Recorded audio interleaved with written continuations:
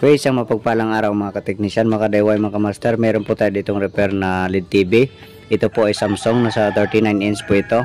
So ngayon, testing natin para malaman natin kung anong problema nito. Ito, saksak po natin. Ayan. So, nagkaroon naman ng power. Ayan. Ayan. So, yan ang kanyang problema. Fade away. Ayan. So sana ay ma-repair pa natin ito. Okay, sige, buksan po natin ito. Samahan niyo po ako.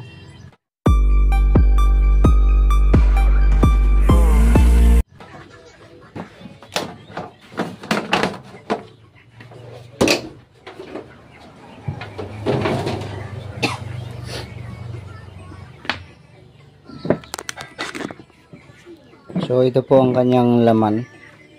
Ayan. So ito ang main board, ito ang T-con, ito naman ang power supply. So na-repair na pala natin dati ito. Ang problema nito dati ay backlight driver, yung pinaka IC doon sa backlight driver niya. So ang nilagay natin ay nag-provide tayo ng panibagong backlight driver, separated. So ngayon ang problema ay nasa panel. Kaya mag-check voltage tayo ngayon. Kuha lang ng tester. Okay, so ang una muna natin gagawin dito ay maghang muna tayo ng ribbon or flex nya. So ihang muna natin ito. Itong isa na to. Ayan. Tapos subukan nating isaksak. Testing natin kung anong resulta.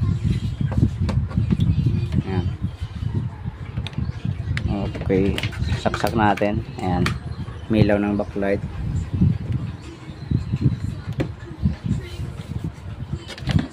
Ayun, bali nagkaroon po dito ng picture, dito wala. So sa palagay ko may posibilidad pa itong maayos. Okay, sige, bali nakataob po yung unit natin. Punutin muna natin. Nakataob ang unit natin, tapos ito yung hinang natin nasa kanan. Nakataob po yung unit sa kanan, bali dito ang may problema na connection. So i-trace natin ito. So hanapin ko muna kung saan ang problema para hindi na tayo tumagal sa ating sa video natin. So i-trace ko lang muna to kung ano ba ang naging dahilan, kung dito sa T-con or dito sa top board or sa pinaka screen nya. Okay, ito, so bale dito po ang kanyang BGH. Ayan, ito po ang kanyang BGH. Gagawin natin ngayon, kasi parang may napansin akong kakaiba.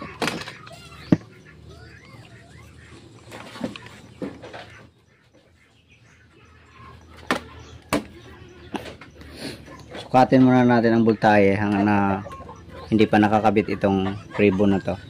Ito.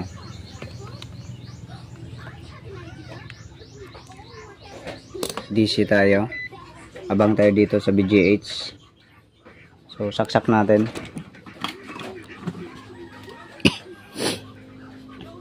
Ayun, meron 29 volts.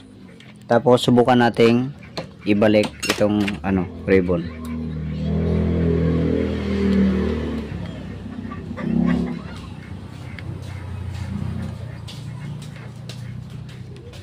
Ayan.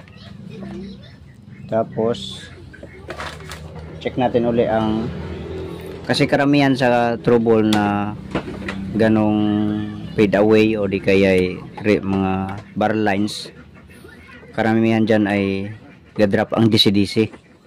So ngayon ay ito binalik natin, dalawang ribbon. Okay, abang tayo, saksak natin. Ayun, meron pa rin. So good po ang supply or di kaya yung DC-DC nya. Good. So tingnan natin ay as in ano talaga, bar lines. Ayan o, bar lines. Ayan. So okay, bunutin natin. Yun po ang kanyang status ng DC-DC. Tatanggalin natin ito para i-trace natin kung saan yung mga signal, mga clock signal. So ito po, bale ito na yan na magkarugtong dito papunta sa kabila ay yun ang kanyang mga CKB signal.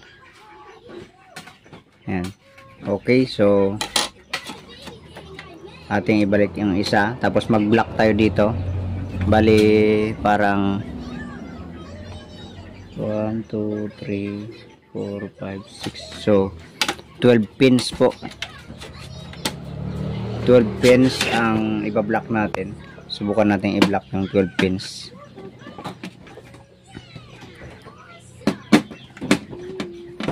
So hanap lang tayo ng tape.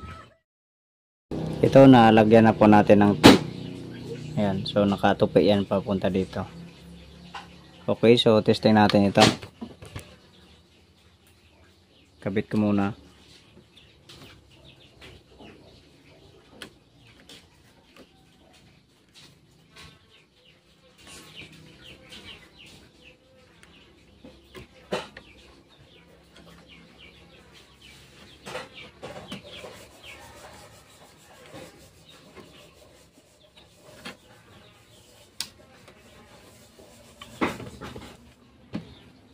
Ayan. Okay, saksak natin.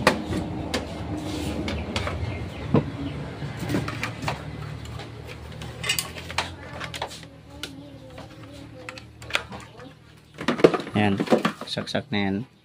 Tingnan natin. Ayun, so yun ang kanyang resulta.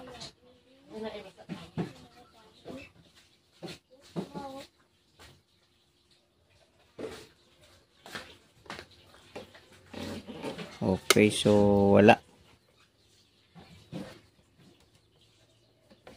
Hindi pwede sa ano. Check voltage tayo. Kuha lang ang tester. Ito. Check voltage tayo. Check natin yung VGH. So 29 naman. Dito sa kabila na to merong VGH at saka VGL dito. Check natin yung VGL. Negative 5. VGH wala, 0 siya. Ito yung VGH, oh. Ayan.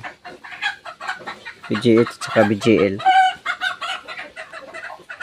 Okay, bali subukan nga natin. Subukan nating tanggalin muna. Tapos saksak.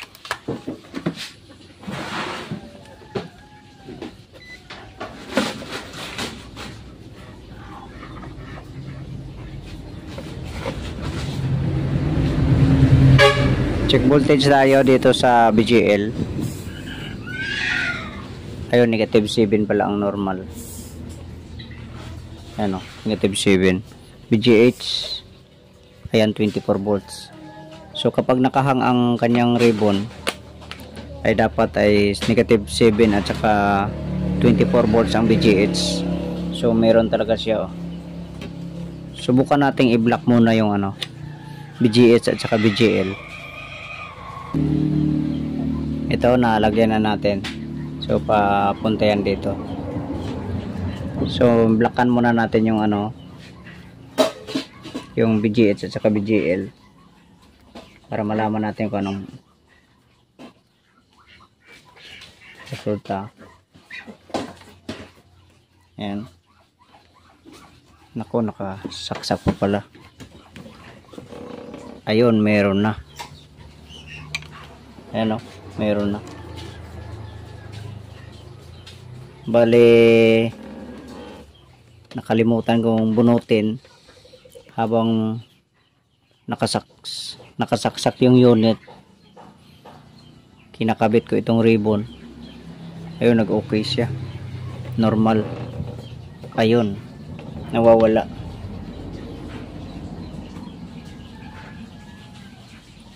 Yan, so ayan siya, ganyan.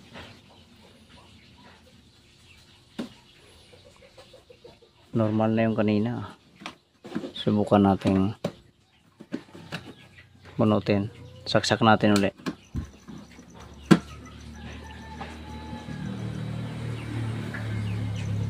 Ayan o, fade away ang sa kabila. Kasi walang BGH at saka BGL. Subukan nga natin tanggalin muna, bunutin. Nakapatay na yan. Tanggalin muna natin. Saksak natin. Ulitin natin yung ginawa natin kanina. Yan. Sige nga. Sana hindi masira.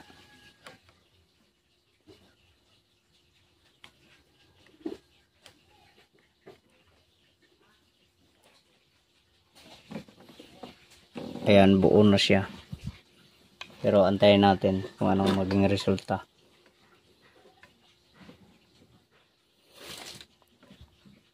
Baka pag mag-init mawawala. Mag-fade away. Ayun, nag-fade away na. Ayan. So tingnan natin ito. Kumbaga tingnan muna natin dito sa next step natin gagawin nito ay tanggalin natin yung frame nya dito. Baka may sunog dito kung wala tayong makita, at kung may side cup siya doon dito sa gilid sa panel ay pwede nating tanggalin. Okay, so buksan ko muna, tanggalin ko muna itong front casing nya. Ito, na tanggal na natin ang front casing nya. So dito sa kabila may side cup, dito sa kabila mayroon naman. So kabilaan ng side cup nito. Tingnan natin dito sa front COF nya, front cup nya, kung source cup, kung may sunog. Ito, so bali dito banda yung nilagyan natin ng tape kanina kasi nakataob kanina yun. So wala naman tayo makita dito na mga sunog sa kanyang source cup.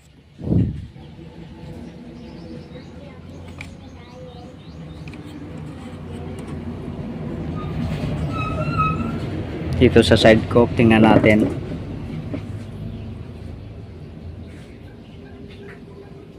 Wala naman tayong makita. Malinis naman.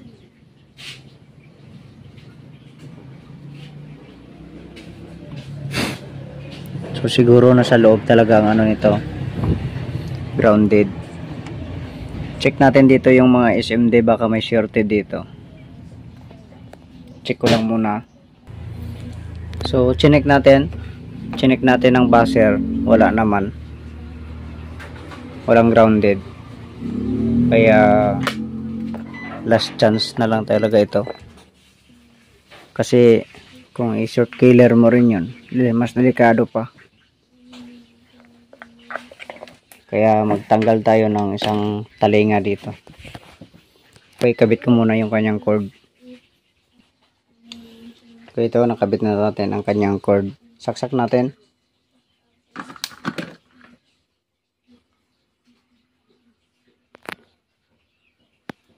Ayan.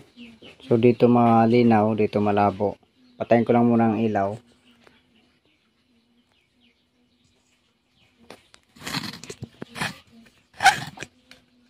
Ayan.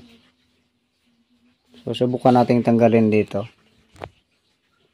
Saan tayo mag-umpisa nito? Okay, sige, dito tayo mag-umpisa. Mula sa source. Ayan.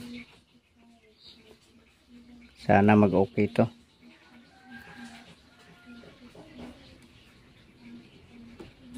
Ayun. Ikabit ko lang muna yung cellphone sa ano, sa tripod natin.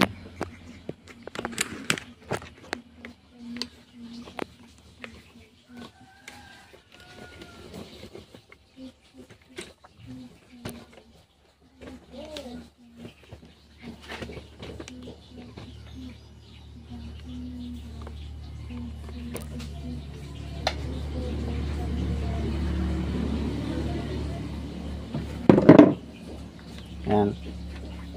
So, tanggalin natin ito.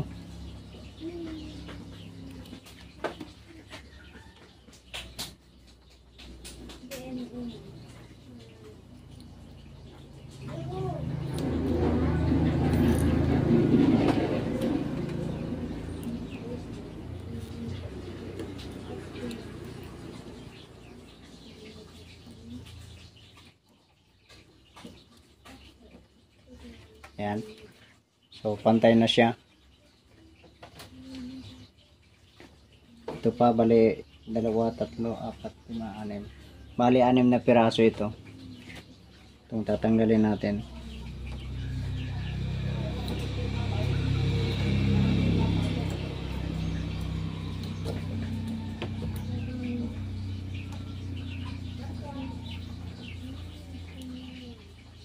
Ayan.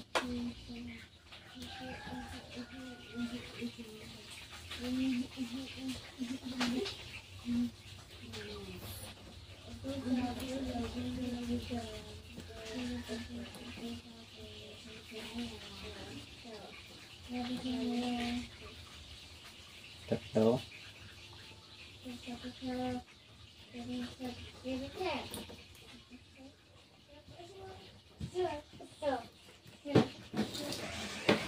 Ayan. 4.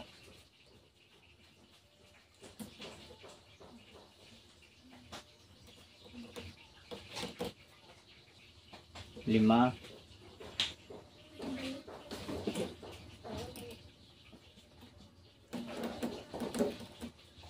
6. Ayan.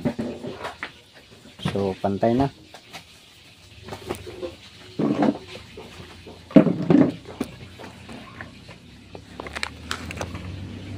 Ayan o. Ayan. So, pantay na ang kanyang picture. Okay, sige. Takpan muna natin ito para kabitan natin ang signal. Okay, ito nakatakpan na natin. Ito, nakakabit na yung cord. Okay, saksak natin.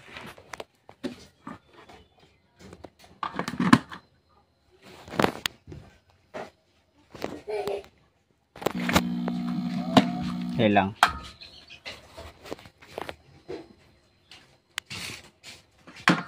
Nakalimutan pa ako. Okay lang. Ayan. So, nakabit na po natin. So, naset na lang natin sa audio video. Ayan. So, ganyan po ang kanyang picture. Volume natin. Ayan. Ito po yung kumpletong sangkap ng ating gagawing masarap. Ayan. Just jump on board and then off we'll go. So, malinaw pa. What will they be? Ganda pa ang kanyang picture. Okay, sige. Hanggang dito na lang video natin. God bless po sa inyong lahat.